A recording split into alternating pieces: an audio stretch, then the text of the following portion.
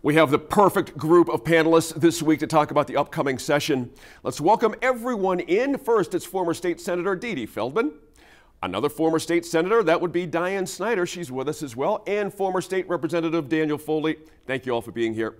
You all know what it's like to get ready for the upcoming session, all three of you, but not with the kind of money our state lawmakers have in front of them for 2023. State economists estimate government income of nearly $12 billion for the fiscal year running from July 2023 to June 2024. The important bit, that's $3.6 billion more than the annual general fund spending obligations right now. Daniel, can you explain the opportunity, I'm going to put opportunity in finger quotes here, for lawmakers have in front of them? Or is this a giant landmine ready to go off to make things very difficult for everybody? What end of the spectrum are we on here? It's a little bit of both, right? First of all, I know, Gene, over the years, I give you grief all the time. You got to be extremely orgasmic with the fact that we can now solve every problem because we have all the money to solve every problem. Somewhat. One of the first things, and I think both the senators will agree with me, is, first of all, take these projections with a grain of salt, because we have in New Mexico, we have a balanced budget amendment. We have to produce a balanced budget. Right. And when I was in the legislature, we didn't always produce the budget based on the revenue. We created the revenue based on the budget, right? You'd go in, you'd say, here's what we're going to spend. And then we'd go back and we'd tinker with the price of oil, the price of gas. We'd have different things that come out. So I'm not sure that we'll have this much money. I think that it's going to fluctuate significantly between now and the time they get it. Remember, that may be what they have today. You're talking about getting through a 60-day session, getting all of the work done. At the earliest this money would be available would be July or August by the time they get the bonds sold and everything. So it could be a significant change, even though they think they have it. The real question is going to be, we're clearly a state that has a ton of needs. There's no doubt about it. I mean, our water situation isn't getting better. Our road situation isn't better. But, is it going to be the usual argument that seems to constantly present itself, which is, are you going to solve problems that exist, or are you going to create programs to solve problems that are going to require recurring funding? Because as we saw when Gary Johnson was governor, there was growth in some entitlement programs. And when he cut them, he got sued by the legislature, and the legislature prevailed and said he has the right to not grow that program anymore, but you can't do away with the people that were added. And my initial gut reaction is there'll be very little focus on spending the money on one-time options that money can solve a problem today. It'll be the groundwork and the sowing seeds for programs that are going to cost significant amounts of money that will be back when the downturn comes to discuss where do we get that money from. That's a good point there. We'll circle back to that, the amount of money that's slated to just land in our laps here over the years. Senator Feldman, got to start here with you. We had a blue November here in New Mexico. There's no doubt about that. Democrats approaching this year's session with momentum. And what priorities are they planning on pushing forward? Any indications have you heard so far? Well, the governor has a list, and I think that the legislature is grappling with this $3.6 billion in new revenue, and they have some proposals as well. From what I understand from the governor, the push is not going to be so much in creating new programs, because that is a danger. But in building on what already exists. Okay. And I think that there's some talk about money for family planning. There's talk about increases for education, but not just the usual teacher salary increases. Also reforms like increasing the number of hours that kids spend in school. Of course, her free lunch program has gotten a lot of publicity. That is something I think that merits some consideration, particularly since the state is going to be reacting to the withdrawal of federal money, or the end of federal money from COVID. Right. There were a lot of TANF monies. There were a lot of Medicaid monies that came to the state during COVID. that will end. Saying that, I think that the legislators, and particularly in the Senate, have some plans for putting this new money into some permanent funds that are geared toward investing and solving some of the problems that we have. When Jean mentioned, when water was brought up, also environmental investments that would gradually get the state away from its dependence on oil and gas. And of course, that's the origin of all this new money. Interesting, Senator Snyder, I'm glad Senator just mentioned oil and gas. 40% of this money is coming from oil and gas, and here we are having a lot of elected folks saying we need to get away from oil and gas. It's a classic New Mexico dilemma, but I guess my question for you is, for Republicans, it seems like there's a particular challenge coming up here. You've got excited Democrats coming in with numbers and a plan. And I'm curious where you think Republicans might be on how this all sort of unfolds over the session. Well, things, Jean.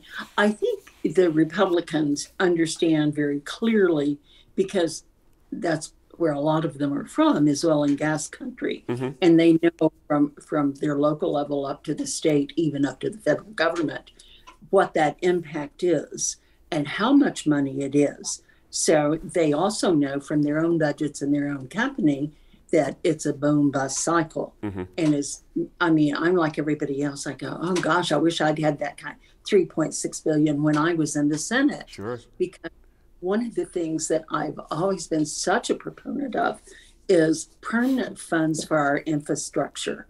And infrastructure has grown now to mean not only roads and bridges, which, by the way, we're still right at the bottom of the pile for the safety of our bridges. And don't be confused that it's just crossing the Rio Grande. It's every little arroyo that is a bridge going over it, that on rural highways. And that's how you get fire trucks to your emergency vehicles. So we have, in the last couple of years, have looked at that a little bit and done some work. But we're also, infrastructure is also the internet, the World Wide Web. It's that impacts, and you take those areas, and infrastructure is not just somebody playing games on their computer or emailing. It's how we're teaching our children nowadays. So that was, if I'm not mistaken, part of the concern with the lawsuit that was brought about, that we don't treat our children equitably across the state. So they don't have that kind of infrastructure available. So those are things I'd like to see us do first. I think the practical kind of wisdom you'll see from Republicans is going toward that. Let's do those roads, because we've got a lot of really bad roads in oil and gas country where they've been used so much and not repaired. So I think you'll see more of it, concern over that, then moving, because I have to tell you, here in Albuquerque, we could certainly do with some improvement. The other thing is I have also heard, in fact, as one very vocal Republican senator has been talking about the smaller permanent funds, in which only the revenues generated would be used, and that it could continue to grow, so that when the bust cycle does come, that we won't be so hard hit, that we can continue. I personally like the idea, the governor's idea of seeing that every child has a free lunch. I don't have children, but I can't imagine a child being able to learn if they're going hungry. That's right. So I would like to see some kind of an agreement reached on that. Let me kind of kick over to Dan here. Just got about 2.5 minutes here. I got a big one here I want all three of you to weigh in on. Daniel, are we at a place now where the governor has to seriously consider some kind of return of this money to the taxpayers, considering how much we have? We might recall she authorized that tax rebate for $1,500 per household earlier in the year, but I'm particularly interested in what's going on in my own whole state of Massachusetts, what's called Chapter 62F. And basically what's happened is the state is mailing out checks to 3 million people in Massachusetts for a partial refund of their state taxes because what they took in has gone over a certain line they determined where money has to be returned to the taxpayer. I'm amazed Republicans haven't started to make this a little noisier, this idea. We have all this money sloshing around. It might be time for some of it to come back to the taxpayer. Are you in agreement on that? And how do we do it if that's something that's Gene, agreeable? I mean, of course I'm in agreement with that. It's their money, right? I mean, this money is coming from, the government doesn't create anything, it takes. Yeah. So, so this is all the people's money. This is a much deeper conversation. And I would just say, you raise a great point, and it sounds great on our show, but you're talking about philosophical differences, right? I mean, we have a governor who's not going to run for re-election. She's done after 4 years. So do you need to go out and try to bring the public over to your side now and you're never running for election again? Or do you build legacy programs that you're able to say, you know, are people going to remember 20 years from now that you gave them $3,000 or $4,000, or are they going to have a better stance on remembering that you created a free lunch program or a free bus program? So I do think the money should be going back. I think the money should be going back to people in general. It shouldn't be a need-based give back. It should, you know, there needs to be some opportunity. But I would also say one of the worst things we can do in the state is give more handouts. I mean, this state seems to be the king of finding ways to make people not go get a job, right? How do we get you more assistance for this and more assistance for that? So, you know, is it really a handout? Does it have to be classified as such? I mean, well, I think it does if you're not. I think it does if you're not someone who they're taking the money from. Okay. If it wasn't your money when they took it, then when they take money out of my pocket and give it to Eugene, it's taking from me to give a handout to you. Senator Feldman, what's your thought on this? And I'm not sure if you're familiar with what's going on in Massachusetts. You don't even have to call it. They just mail you the check. It's not even something you have to apply for or do anything else, or it just gets automatically dumped in your bank account. Is that something we should think about here? It's hard not to call that a handout, I think. You know, it's contrary to what Dan says. But I think that, first of all, the governor, despite the fact that this is her last term, has already proposed another tax rebate. And remember, the and these things cost a lot of money. The $1,500 that each family got last year, that cost $1.1 billion. That's, you know, that's about a third of the new money for this time. So I think, though, what it points out to me is that now is the time for a tax overhaul, an overhaul of the gross receipts tax, where maybe we could lower the gross receipts tax for everyone and make some other fixes in tax pyramiding. And yes, that's going to cost a little bit of money, but seems to me like now is the time to do it. And I think that the legislators have an appetite for that, especially in the House. Good point there. Senator Snyder, I want to give you a shot here. If you can keep it just a little bit short, is this a good idea for New Mexico to start spitting some money back into the taxpayer's pocket out of all these billions we have sloshing around? Always, I think, to give back to the people who have paid. But when you get into it, that's not always the way it goes.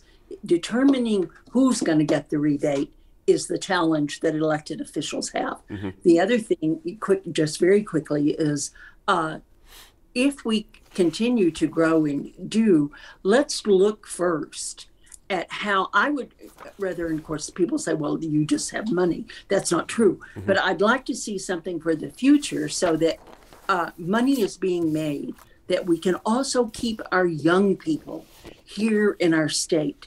So let's take a serious look, changing the tax structure, looking for jobs, but we can't just drop the gross receipts tax. If you do that money, when we get the bus cycle, somebody's going to have to come up with that money. So we need a long-term plan and approach to changing. All the more reason, I'm going to say this, especially for Dee Dee's benefit here, all the more reason for this push for a longer legislative session.